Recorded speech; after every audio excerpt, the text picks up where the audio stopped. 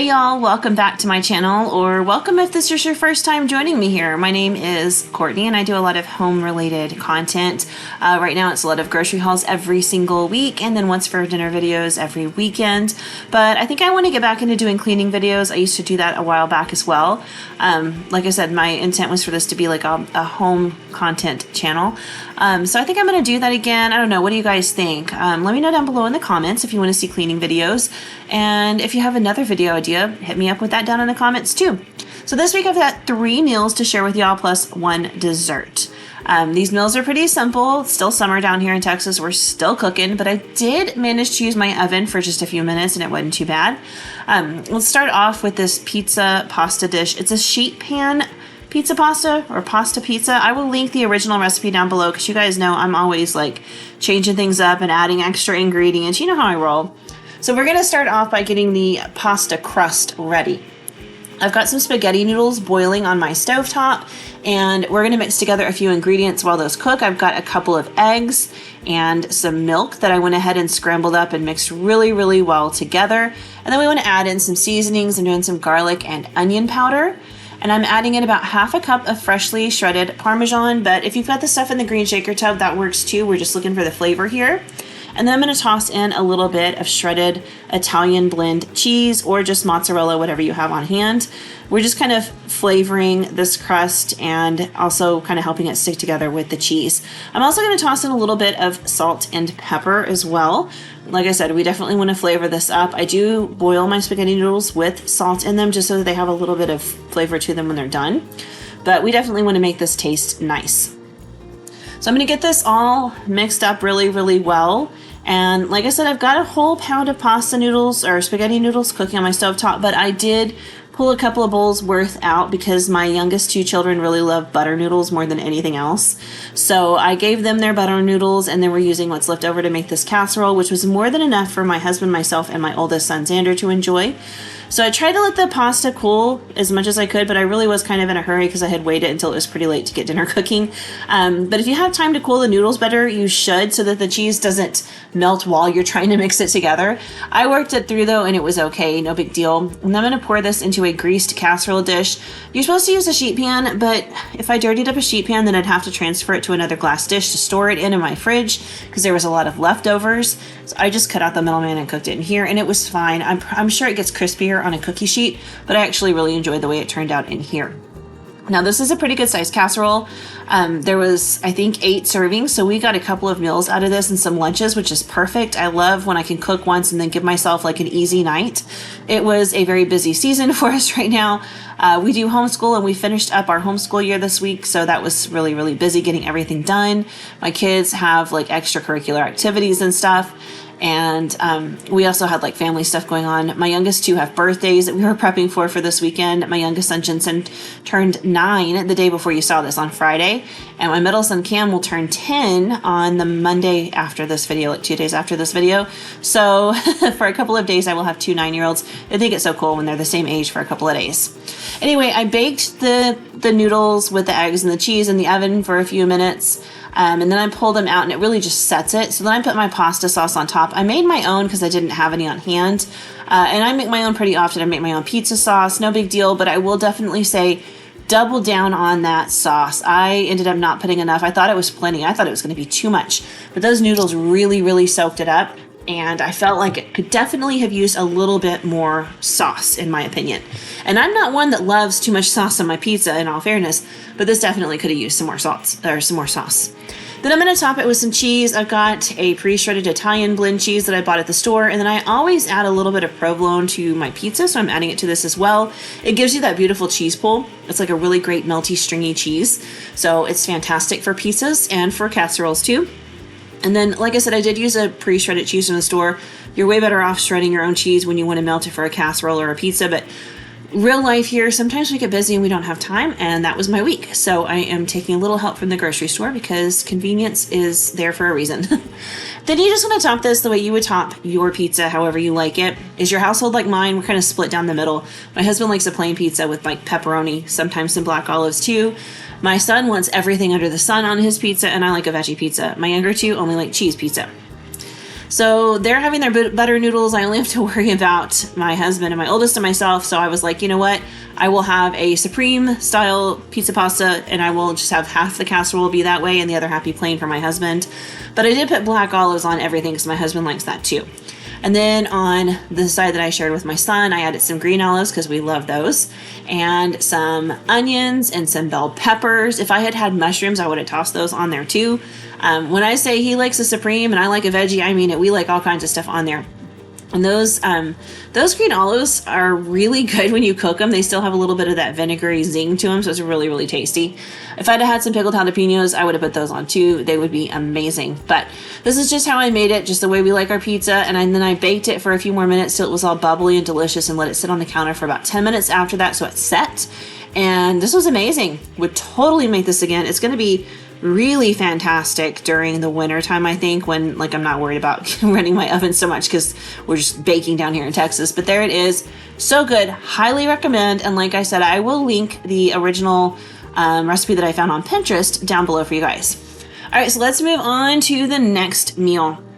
These are Cuban sandwiches, and I may have made these before. I don't know. I mean, I've made them before for my family, but I may have made them before for my channel. I did decide that I wanted to do something different, so instead of like fries or roasted potatoes, I'm going to roast some sweet potatoes. I haven't done that in a while. So I went ahead and cubed up a couple of sweet potatoes, and then I tossed them in some of my garlic oil that I made not too long ago. And I'm just going to season them like however you want to season them. I feel like this is kind of a personal taste thing because sometimes I'm in the mood for something sweet and I'll do like some cinnamon and brown sugar, but sometimes I'm in the mood for something more savory, and McCormick, I think it's steak seasoning, Montreal steak, that's what it is. The McCormick Montreal steak seasoning I think is really good on any kind of potato. I don't happen to have any in my kitchen right now, so I just put on some paprika, garlic and onion powder, salt and pepper, and that was fantastic. No complaints. My family loved them. And I cooked these in the air fryer because I had no interest in turning on my oven again because, like I said, it was just crazy hot. We had warnings this week about conserving energy again because of the power grid and stuff, so I just really did not want to have to heat my house up anymore with the oven, and my air fryer does a great job cooking things like this, and it kind of gives them those nice crispy edges. So this was fine. I did overfill my basket. I'm sure we can all see that. I do that all the time. I am not one for 2 cycles in my air fryer. I'm going to make it fit, y'all, and I did. So I had some leftover pulled pork in my freezer. I will link the video where I made that. It was what I made for the 4th of July. And it was really, really good. And I froze the other half of it. So we used it this week and had a whole bunch of sandwiches. So I had that pulled pork just kind of heating up in the microwave. And then I took some slices of ham and some Swiss cheese and just put them in a skillet over low heat so that it would warm up and the Swiss cheese would get all melty and delicious. And now I've got myself one of these buns. I buy these crostini buns at Sam's Club. You get like, I don't know, it seems like a billion of them in a pack. I think it's probably like 12 or 18 or something. It's a good deal. I buy them every week. So I'm just using those. I don't have access to Cuban bread where I live. I've never seen it anywhere I live. And then you want to put some Dijon mustard on those buns. I am using up the very last of my Dijon mustard, but no worries, I had another bottle ready to go. So I'm just going to spread that on. You can add some mayonnaise to yours if you want to. My husband's not a huge mustard fan, so I like mix the mustard in the mayonnaise for his. So you can kind of play it however you want. You could just use plain yellow mustard if that's what you got too. I kind of like the Dijon because it's a little bit more mild, I guess. Even like a whole grain mustard would probably be, in my opinion, I would like it better than just regular yellow mustard, just because it's a little more mild. So then we want to pile on our pork, and I did kind of chop up my pulled pork so it's like a chopped beef. That's what it looks like, just because I think it's easier to eat it that way when you put it on a sandwich than when you have like those long stringy pieces. But you don't have to do that. That's just like my tip to you if you want to make it easier to eat. Just chop it up a little bit and do it before you heat it back up because it's easier to cut it when it's cold. And there I am like snacking on the few pieces I dropped. This was seriously good pork, y'all. It was amazing. It was a barbacoa recipe that I cooked in the slow cooker. And like I said, I will link it down below. It was fantastic when we had it the first time, and it froze beautifully and it reheated amazingly. We had it in all kinds of sandwiches this week and finished off the back. So to our meat and bun, we want to add on some pickles. It's got to be dill pickles. That's what the Cuban sandwiches have on them. So I just got some regular old dill pickle slices. Nothing fancy. And I piled them on high because I like pickles. And I mean, like, I really like pickles. And during the summer, I like them even more than I do during the winter. Probably has something to do with, like, the salt in them or something. But they're really, really good. So I piled them on high.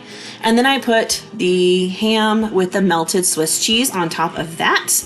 and you can see it melted. It didn't like burn the meat or anything because I had it on low and I had the lid on there, so it just heated it through and melted the cheese. It was beautiful. Put the top on and you're done. I served this, like I said, with those roasted sweet potatoes. It was seriously delicious. I think that my husband had like 3 of these throughout the week because we did have leftovers, of course. So good. Those pickles make it. Don't skip the pickles. Don't skip the mustard. Like I said, tone it down with some mayonnaise if you want, but don't skip it. All right, the last full meal of the week, I made breakfast for dinner, and I made homemade hash browns, and I made these really epic pancakes. I will link the recipe for the pancakes down below because they were super thick. I was really impressed. I think they were the best pancakes I've ever made. I am making some hash browns. I don't know if you'll ever make hash browns from scratch. I mean, they sell them in the freezer and it is pretty convenient, but if you want to make them from scratch, all you have to do is shred up your potatoes. I'm using my nifty little rotary grater thing there. I do have it linked below if you're interested in purchasing one for yourself. I love mine. I think it's fantastic. I had cheese graters for years. I think this is way easier. Love it. So once I have the potatoes all shredded, then I salt them a little bit and I start squeezing because I want to wring out the water. So I have them on a clean kitchen towel and I'm just going to keep squeezing and wringing and squeezing and wringing until I get as much moisture as I can out. And you'll be surprised how much comes out of these potatoes. It's a lot. Considering they don't look like they hold that much water, it is a lot. Now, you don't necessarily have to do this, but it really does give you a better product at the end because they'll crisp up a whole lot better. So I cooked some bacon in the oven prior to this, so I put some of the bacon grease in that skillet, and that's what we're going to cook our hash browns in. So I just dumped those dried potatoes on there, and then I heavily salted them and added a lot of pepper. You can add other things too. I know a lot of people like to put garlic and onion powder in there. That would be my preference, but my husband likes more of a traditional hash brown, and he's the one that requested a pancake breakfast for dinner. So I was making this for him, so I made it the way he likes it. Do be a little generous with your salt on your potatoes, though, because they are pretty bland and they can take a lot of seasoning. So I went ahead and mixed that all together and made sure that bacon grease kind of got mixed through all of the potato shreds. And then I just really flattened these out and pressed them down into the pan. If you have a cast iron skillet, that's great. I do, but it's heavy. I'm not even kidding. It's heavy and I didn't want to pull it out. How bad is that? But it's true. So I just used this skillet and I pressed them down and then I left them alone for quite a while. You'll start to see the color around the very edges there when it starts to brown. You know you're getting somewhere. And I typically will flip mine a number of times. Now they start off in one piece, but I break them down as we go because obviously like there's more than one of us eating. So you can see it'll start to kind of break apart, which is what I want. And you can totally break down the shreds all the way if that's the way you want them. I do them that way sometimes as well because that's my preference, but my husband does like them in bigger chunks, so that's what I'm doing here. These will keep in your fridge as well, and you can reheat them in your air fryer, and they're beautiful when you do that. Just a little pro tip there. So if you want to make a whole bunch of these and then reheat them, they're great for that. They freeze well too. Anyway, I just flipped them a number of times, but you're seeing here the first flip, and this is what I do a couple of times until I achieve the color that I want. So you can cook them as long as you want. Some people like them more browned and crispy than others do. I'm one that really does like them super crispy, and that's why I like to kind of shred mine apart. But my husband likes like a medium crisp, and like I said, this was the meal he asked for, so I cooked it the way he liked it. I just flipped them like 1 or 2 more times after this just for a nice even cook, and that was it. They are pretty easy. They just take a little bit of time, and you got to shred your potatoes. All right, so onto these pancakes. These were so good. So when I saw the picture, I've tried like the Japanese pancakes before and stuff, and they never rose like the picture did. They stayed, I mean, they were good, but they were kind of flat in my opinion. So I was like, you know what, I'm going to try this. We'll see how it turns out. I was very impressed. These were super thick and super fluffy, and the flavor was on point. So I will link that recipe down below, but here you just see me kind of mixing everything together. I do try to really scramble my eggs really well when I'm baking because I don't want any of those stringy bits to get caught in anything. I want everything to mix really well and kind of break down really well together. So this does require buttermilk, which is not something I cook with all the time, but I did buy this specifically for this. You can make your own, and that is perfectly fine. I typically do make my own, but I thought, you know what, I'm just gonna buy it this time, and I did. I still have some left over, so I'm probably going to cook some more pancakes next week and just toss them in my freezer because I don't know what else to do with them unless I fry some chicken. Buttermilk fried chicken, y'all, is on point. It's so good. It does make a difference to soak your chicken in buttermilk before you cook it. Buttermilk with pickle juice is so good for marinating your chicken. Anyway, I added in that, and then we're going to add in our flavoring. So my secret weapon for pancakes, whether I'm using a box mix or if I'm making them from scratch, I always add that imitation butter flavor. You can get it at any grocery store. You can get lots of different brands out there. It's not too expensive. This stuff is so good. It gives your pancakes a really nice buttery flavor without having to like put a ton of butter. So I will add that in. I'll add the butter the recipe called for, but I don't butter my pancakes before I serve them. My kids think I do because they taste buttery delicious, but I do not. So that is my secret weapon for pancakes, and I promise y'all it makes a huge difference because the few times that I've run out, my family can tell the difference in the pancakes. So this recipe also calls for both baking powder and baking soda, and I'm guessing that is what makes them nice and thick and fluffy and amazing, so don't skip out on that either. I added in both of those ingredients, and this is where when I was stirring, I did notice it started to get a little bit lumpy, especially when I added the butter, so make sure you've got a whisk on hand for this task because you're going to need it. One little tip about pancakes, and I got this from Alton Brown, but it is so true. So when you make your pancake batter, you'll notice mine's starting to get lumpy, and when I add in that flour, it gets real lumpy. But we don't want to overmix this because we're not trying to develop any kind of gluten in our pancakes. We don't want them to be like bread or anything. We want them to be like soft and tender and fluffy and amazing. So I did a thorough whisk to make sure there was no dry ingredients trapped on the bottom, and I got all the dry ingredients off the sides, and then I set it to the side. You can see there's tons of lumps in there. Just set it to the side. Set it to the side and leave it alone for 15 or 20 minutes, and you will have epic pancake batter. The leavening agents have some time to kick in and rise and make it super thick and fluffy, and your lumps will disappear. No worries. So that is my tip and my trick, and it makes amazing pancakes, and they're always like so tender and fluffy. So I got my griddle out and I put it on my little like griddle burner that's built into my oven. This is the first time I've used it, and obviously the last time too because I didn't like it. You'll see in a minute I moved the pan. It just doesn't heat evenly. It's so small. So I went ahead and started flipping these, and they were like, some of them were ready to flip and some of them really were not, but that's how it goes with pancakes in my house.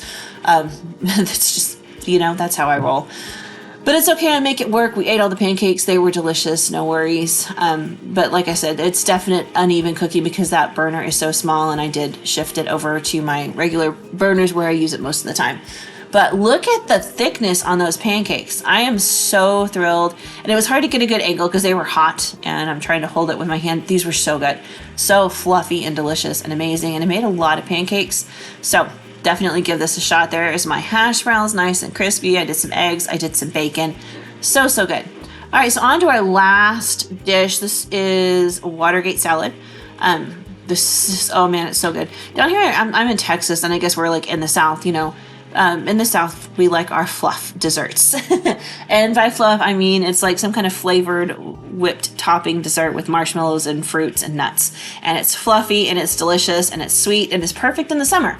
So I've got a Candy Crush pineapple, and I've got some maraschino cherries that I chopped in half. I've got some walnuts. You can use pecans, but I just used walnuts because I usually sub them for pecans. I did toast mine for a couple of minutes just to kind of add a little extra flavor. And I added in some mini marshmallows and then 1 pack of pistachio pudding mix. You can use cherry. I've seen people, and I've made the cherry fluff before, and it's very similar. You can kind of use whatever flavor pudding you want, but Watergate Salad is the pistachio flavor. And I really think I probably could have gotten away with 2 packets because last time I made this, I swear it was more green. So I think I probably just needed to use 2 packets, but it tasted amazing. Oh, it's so good. If you never had this, it's very similar to ambrosia, but it is a little bit different. So I went ahead and mixed everything together so that the pistachio pudding would kind of like make its way through all the goodies that I had in the bowl. And then I'm going to add this tub of whipped topping. This is one of those times where I really would not suggest making your own and not using the sprayer can. You really just want like Cool Whip style whipped topping. I get the generic just because of the price point, but it's the same thing. Anyway, just kind of gently fold it all together, and you've got ambrosia. I did not have a finished picture because we ate it, and I forgot. And it was so good though. So definitely make this one. I will link a recipe down below. It's super simple, and it's amazing during the summer. It's great for like potlucks and picnics and stuff like that. And I think you will love it. Anyway, guys, that is my video for the week. Those are the meals we had and a dessert. It was a good week. We enjoyed all of the food, and I will link everything down below so you can make it at home too. Anyway, y'all, let me know if you have any video ideas for me or recipes you want me to try. I do list my email in the description box. Other than that, thank y'all for tuning in and watching. I appreciate you. Have a great weekend. I will see you soon with another video. Bye.